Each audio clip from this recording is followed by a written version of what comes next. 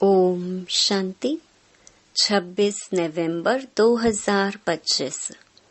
बाबा के महावाक्य। मीठे बच्चे, तुम अभी वर्ल्ड सर्वेंट हो। तुम्हें किसी भी बात में देह अभिमान नहीं आना चाहिए। प्रश्न: कौन सी एक आदत ईश्वरीय कायदे के विरुद्ध है, जिससे बहुत नुकसान होता है?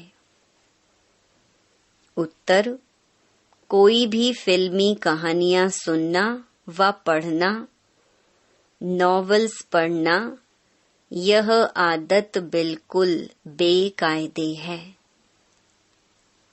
इससे बहुत नुकसान होता है। बाबा की मना है, बच्चे, तुम्हें ऐसी कोई किताबें नहीं पढ़नी है। अगर कोई बीके ऐसी पुस्तकें पढ़ता है तो तुम एक दो को सावधान करो। गीत: मुखड़ा देख ले प्राणी जरा दर्पण में। ओम शांति। मीठे मीठे रूहानी बच्चों प्रति रूहानी बाप कहते हैं, अपनी जांच करो कि याद की यात्रा से हम तमो प्रधान से सतो प्रधान तरफ कितना आगे बढ़े हैं। क्योंकि जितना जितना याद करेंगे उतना पाप कटते जाएंगे। अब यह अक्षर कहाँ कोई शास्त्र आदि में लिखे हुए हैं? क्योंकि जिसने धर्म स्थापन किया, उसने जो समझाया उसके शास्त्र बने हुए हैं, जो फिर बैठ पढ़ते हैं, पुस्तक की पूजा करते हैं। अब यह भी समझने की बात है, जबकि यह लिखा हुआ है, देह सहित देह के सर्व संबंध छोड़ अपने को आत्मा समझो। बाप याद दिलाते हैं, तुम बच्चे पहले पहले अशरीरी आए थे, वहां तो पवित्र ही रहते हैं। मुक्ति जीवन मुक्ति में पतित आत्मा कोई जा नहीं सकती। वह है निराकारी निर्विकारी दुनिया। इसको कहा जाता है साकारी विकारी दुनिया। फिर सतयुग में यही निर्विकारी दुनिया बनती है। सतयुग में रहने वाले देवताओं की तो महिमा बहुत है। अब बच्चों को समझाया जाता है, अच्छी रीति धारण कर औरों को समझाओ। तुम आत्माएं जहां से आई हो, पवित्र ही आई हो। फिर यहाँ आकर अपवित्र भी जरूर होना है। सतयुग को वाइसलेस वर्ल्ड, कलयुग को विशियस वर्ल्ड कहा जाता है। अब तुम पतित पावन बाप को याद करते हो कि हमको पावन वाइसलेस बनाने आप विशियस दुनिया विशियस शरीर में आओ। बाप खुद बैठ समझाते हैं। ब्रह्मा के चित्र पर ही मूंझते हैं कि दादा को क्यों बिठाया है। समझाना चाहिए, यह तो भागीरथ है, शिव भगवानुवाच है। यह रथ मैंने लिया है क्योंकि मुझे प्रकृति का आधार जरूर चाहिए, नहीं तो मैं तुमको पतित से पावन कैसे बनाऊं। रोज पढ़ाना भी जरूर है। अब बाप तुम बच्चों को कहते हैं, अपने को आत्मा समझ माँ मेकम याद करो। सभी आत्माओं को अपने बाप को याद करना है। श्री कृष्ण को सभी आत्माओं का बाप नहीं कहेंगे। उनको तो अपना शरीर है, तो यह बाप बहुत सहज समझाते हैं। जब भी किसी को समझाओ तो बोलो, बाप कहते हैं तुम अशरीरी आए, अब अशरीरी बनकर जाना है। वहां से पवित्र आत्मा ही आती है। भल कल कोई आते तो भी पवित्र हैं, तो उनकी महिमा जरूर होगी। सन्यासी, उदासी, गृहस्थी जिनका नाम होता है, जरूर उनका यह पहला जन्म है ना। उनको आना ही है धर्म स्थापन करने। जैसे बाबा गुरु नानक के लिए समझाते हैं। अब गुरु अक्षर भी कहना पड़ता है, क्योंकि नानक नाम तो बहुतों का है ना।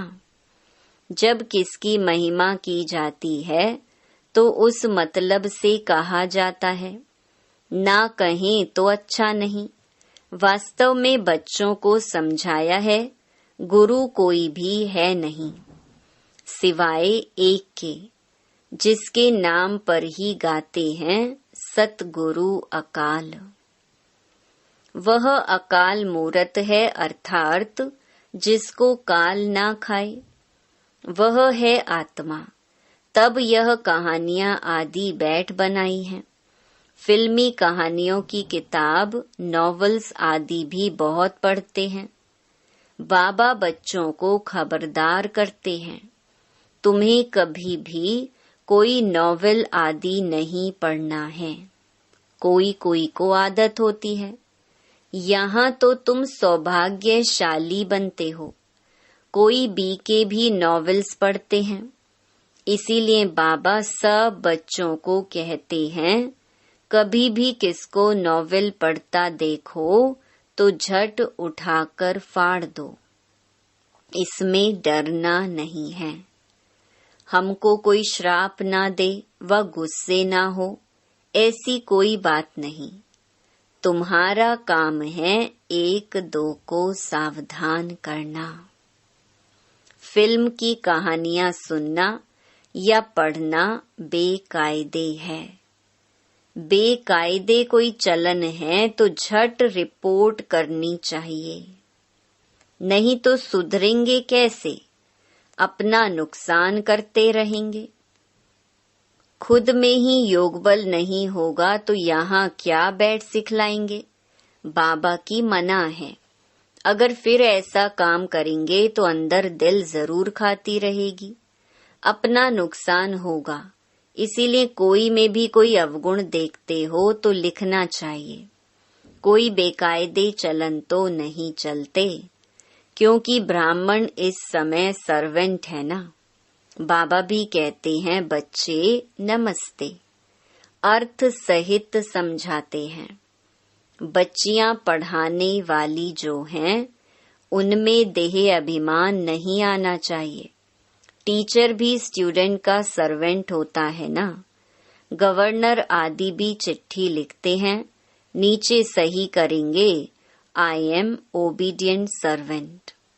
बिल्कुल सम्मुख नाम लिखेंगे।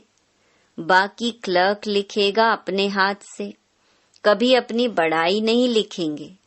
आजकल गुरु तो अपने आप को आपे ही श्री श्री लिख देते। यहाँ भी कोई ऐसे हैं, श्री फलाना लिख देते हैं।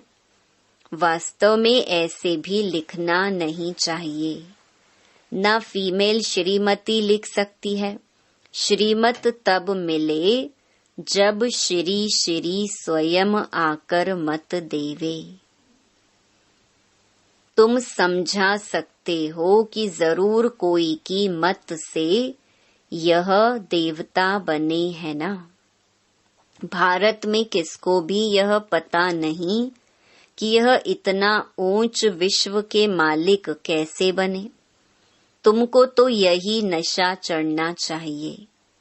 यह एम ऑब्जेक्ट का चित्र सदैव छाती से लगा होना चाहिए। किसको भी बताओ, हमको भगवान पढ़ाते हैं, जिससे हम विश्व का महाराजा बनते हैं। बाप आए हैं इस राज्य की स्थापना करने। इस पुरानी दुनिया का विनाश सामने खड़ा है। तुम छोटी छोटी बच्चियां तोतली भाषा में किसको भी समझा सकती हो। बड़े बड़े सम्मेलन आदि होते हैं, उनमें तुमको बुलाते हैं। यह चित्र तुम ले जाओ और बैठकर समझाओ। भारत में फिर से इन्हों का राज्य स्थापन हो रहा है। कहाँ भी भरी सभा में तुम समझा सकते हो। सारा दिन सर्विस का ही नशा रहना चाहिए। भारत में इनका राज्य स्थापन हो रहा है। बाबा हमको राजयोग सिखला रहे हैं। शिव भगवानुवाच, हे बच्चों, तुम अपने को आत्मा समझ मुझे याद करो, तो तुम यह बन जाएंगे 21 पीढ़ी के लिए। दैवी गुण भी धारण करने हैं। अभी तो सबके आसुरी गुण हैं। श्रेष्ठ बनाने वाला तो एक ही श्री श्री शिव बाबा है। वही ऊंचते ऊंच बाप हमको पढ़ाते हैं। शिव भगवानुवाच, मन मना भव। भागीरथ तो मशहूर है। भागीरथ को ही ब्रह्मा कहा जाता है, जिसको महावीर भी कहते हैं। यहाँ दिलवाड़ा मंदिर में बैठे हुए हैं ना, जैनी आदि जो मंदिर बनाने वाले हैं, वह कोई भी जानते थोड़े ही हैं। तुम छोटी छोटी बच्चियां कोई से भी विजिट ले सकती हो। अभी तुम बहुत श्रेष्ठ बन रहे हो। यह भारत की एम ऑब्जेक्ट है ना। कितना नशा चढ़ना चाहिए। यहाँ बाबा अच्छी रीति नशा चढ़ाते हैं। सब कहते हैं हम तो लक्ष्मी नारायण बनेंगे। राम सीता बनने के लिए कोई भी हाथ नहीं उठाते।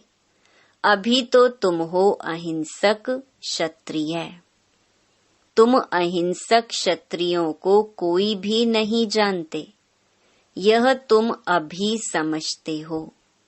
गीता में भी अक्षर हैं, मन मना भव।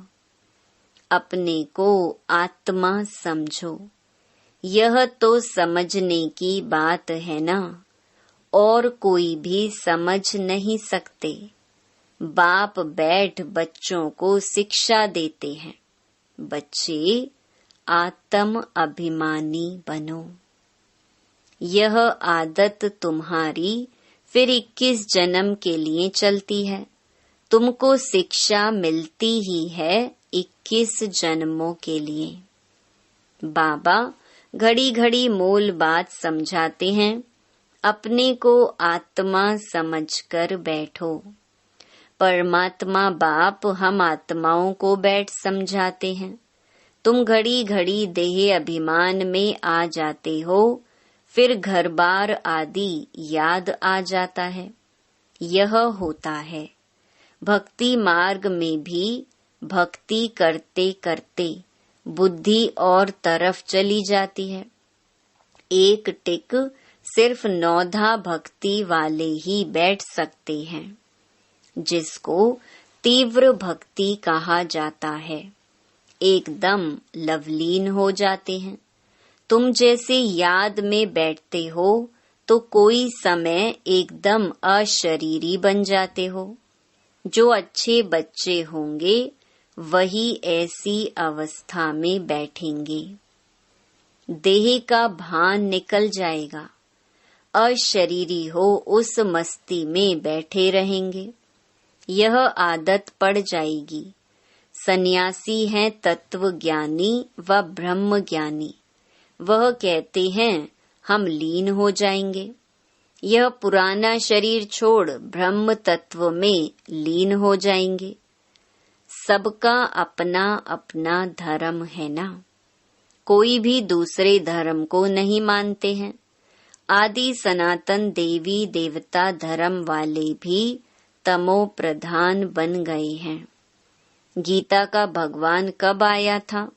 गीता का युग कब था? कोई भी नहीं जानते। तुम जानते हो इस संगम युग पर ही बाप आकर राजयोग सिखलाते हैं।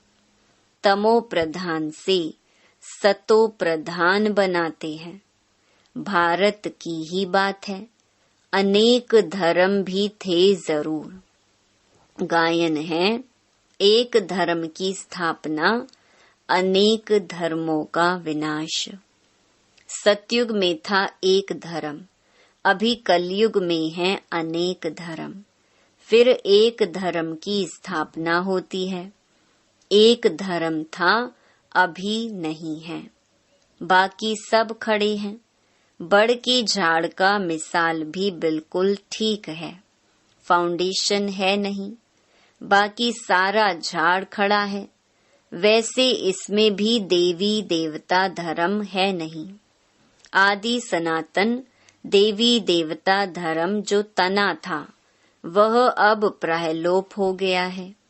फिर से बाप स्थापना करते हैं। बाकी इतने सब धर्म तो पीछे आए हैं। फिर चक्कर को रिपीट जरूर करना है। अर्थात पुरानी दुनिया से फिर नई दुनिया होनी है। नई दुनिया में इन्हों का राज्य था। तुम्हारे पास बड़े चित्र भी हैं, छोटे भी हैं। बड़ी चीज होगी तो देखकर पूछेंगे, यह क्या उठाया है? बोलो, हमने वह चीज उठाई है जिससे मनुष्य बेगर टू प्रिंस बन जाए। दिल में बड़ा उमंग, बड़ी खुशी रहनी चाहिए। हम आत्माएं भगवान के बच्चे हैं। आत्माओं को भगवान पढ़ाते हैं। बाबा हमको नैनों पर बिठाए ले जाएंगे। इस छीछी दुनिया में तो हमको रहने का नहीं है। आगे चल त्राही त्राही करेंगे, बात मत पूछो। करोड़ों मनुष्य मरते हैं, यह तो तुम बच्चों की बुद्धि में है। हम इन आँखों से जो देखते हैं, यह कुछ भी रहना नहीं है। यहाँ तो मनुष्य हैं कांटों में सल। सतयुग है फूलों का बगीचा। फिर हमारे नयन ही ठंडे हो जाएंगे। बगीचे में जाने से नैन ठंडे शीतल हो जाते हैं ना। तो तुम अभी पद्मा पदम भाग्यशाली बन रहे हो। ब्राह्मण जो बनते हैं, उनके पांव में पद्म है। तुम बच्चों को समझाना चाहिए, हम यह राज्य स्थापन कर रहे हैं। इसीलिए बाबा ने बैज बनवाए हैं।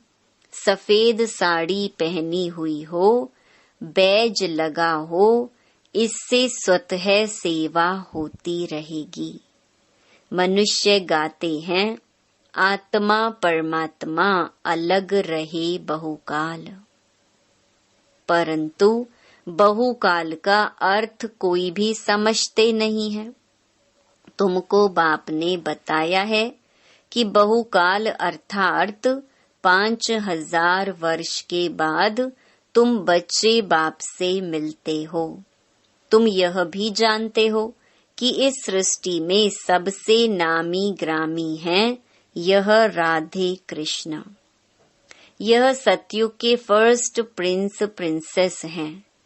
कभी किसके ख्याल में भी नहीं आएगा कि यह कहाँ से आए। सतयुग के आगे जरूर कलयुग होगा। उन्होंने क्या कर्म किए जो विश्व के मालिक बने। भारतवासी कोई इन्हों को विश्व का मालिक नहीं समझते हैं। इनका जब राज्य था तो भारत में और कोई धर्म था नहीं। अभी तुम बच्चे जानते हो, बाप हमको राजयोग सिखा रहे हैं। हमारी एम ऑब्जेक्ट यह है। भल मंदिरों में उन्हों के चित्र आदि हैं, परंतु यह थोड़े ही समझते हैं कि इस समय यह स्थापना हो रही है। तुम्हारे में भी नंबरवार समझते हैं, कोई तो बिल्कुल ही भूल जाते हैं। चलन ऐसी होती है जैसे पहले थी। यहाँ समझते तो बहुत अच्छा है, यहाँ से बाहर निकले खलास। सर्विस का शौक रहना चाहिए, सबको यह पैगाम देने की युक्ति रचें। मेहनत करनी है, नशे से बताना चाहिए। शिव बाबा कहते हैं, मुझे याद करो तो पाप मिट जाएंगे। हम एक शिव बाबा के सिवाय और किसको याद नहीं करते हैं। अच्छा, मीठे मीठे सिकिलधे बच्चों प्रति माता पिता बाप दादा का याद प्यार और गुड मॉर्निंग। रूहानी बाप की रूहानी बच्चों को नमस्ते। धारणा के लिए मुख्य सार। पहला, एम ऑब्जेक्ट का चित्र सदा साथ रखना है। नशा रहे कि अभी हम श्रीमत पर विश्व का मालिक बन रहे हैं। हम ऐसे फूलों के बगीचे में जाते हैं जहां हमारे नयन ही शीतल हो जाएंगे। दूसरा, सर्विस का बहुत बहुत शौक रखना है। बड़े दिल व उमंग से बड़े बड़े चित्रों पर सर्विस करनी है। बेगर टू प्रिंस बनाना है। वरदान, कर्मों की गति को जान, गति सदगति का फैसला करने वाले मास्टर दुख हरता सुख करता भव। अभी तक अपने जीवन की कहानी देखने और सुनाने में बिजी नहीं रहो, बल्कि हरेक के कर्म की गति को जान, गति सदगति देने के फैसले करो। मास्टर दुख हरता सुख करता का पार्ट बजाओ। अपनी रचना के दुख अशांति की समस्या को समाप्त करो। उन्हें महादान और वरदान दो। खुद फैसिलिटीज माना सुविधाएं ना लो, अब तो दाता बनकर दो। यदि सेल्वेशन के आधार पर स्वयं की उन्नति व सेवा में अल्पकाल के लिए सफलता प्राप्त हो भी जाए, तो भी आज महान होंगे, कल महानता की प्यासी आत्मा बन जाएंगे। स्लोगन, अनुभूति ना होना युद्ध की स्टेज है, योगी बनो योद्धे नहीं। अव्यक्त इशारे, अशरीरी व विदेही स्थिति का अभ्यास बढ़ाओ। जैसे ब्रह्मा बाप अव्यक्त बन विदेही स्थिति द्वारा कर्मातीत बने, तो अव्यक्त ब्रह्मा की विशेष पालना के पात्र हो। इसीलिए अव्यक्त पालना का रिस्पॉन्ड विदेही बनकर दो। सेवा और स्थिति का बैलेंस रखो। विदेही माना देह से न्यारा। स्वभाव, संस्कार, कमजोरियां सब देह के साथ हैं, और देह से न्यारा हो गया तो सबसे न्यारा हो गया। इसीलिए यह ड्रिल बहुत सहयोग देगी। इसमें कंट्रोलिंग पावर चाहिए। अच्छा, ओम शांति।